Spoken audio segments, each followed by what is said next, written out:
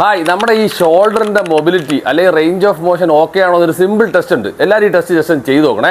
നമ്മുടെ shoulder mobility check ചെയ്യാൻ simple exercise zipper test എന്നാണ് പറയുന്നത്. ജസ്റ്റ് ചെയ്ത് നോക്കാം. ഓക്കെ, നിങ്ങളുടെ ഈ കൈ കൊണ്ട് ഇങ്ങനെ നിങ്ങൾക്ക് ഹോൾഡ് ചെയ്യാൻ പറ്റുന്നുണ്ടെങ്കിൽ നല്ല ഷോൾഡർ മൊബിലിറ്റി ഉണ്ടെന്നാണ് അർത്ഥം. ഹോൾഡ് ചെയ്യാൻ പറ്റുന്നില്ലെന്നുണ്ടെങ്കിൽ ഷോൾഡർ മൊബിലിറ്റി കൂട്ടിയേ പറ്റൂ, അല്ലെങ്കിൽ ഇഞ്ചുറി. അങ്ങനെ രണ്ട് സൈഡും ചെയ്ത് നോക്കുക.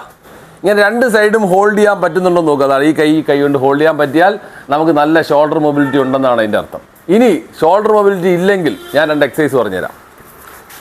നമ്മൾ തുണിയോ അല്ലെങ്കിൽ മാറ്റോ മതി, ഏതെങ്കിലും റോൾ ചെയ്ത് കൈ പിടിക്കുക. റെഡി? യെസ്. ഇങ്ങനെ ഹോൾഡ് ചെയ്ത് പിടിച്ചിട്ട് ജസ്റ്റ് മേളിലേക്ക് സ്ട്രെച്ച് ചെയ്ത് ഹോൾഡ് ചെയ്യുക. ഇങ്ങനെ സ്ട്രെച്ച് ചെയ്ത് അവിടെ ഹോൾഡ് ചെയ്യുക. യെസ്.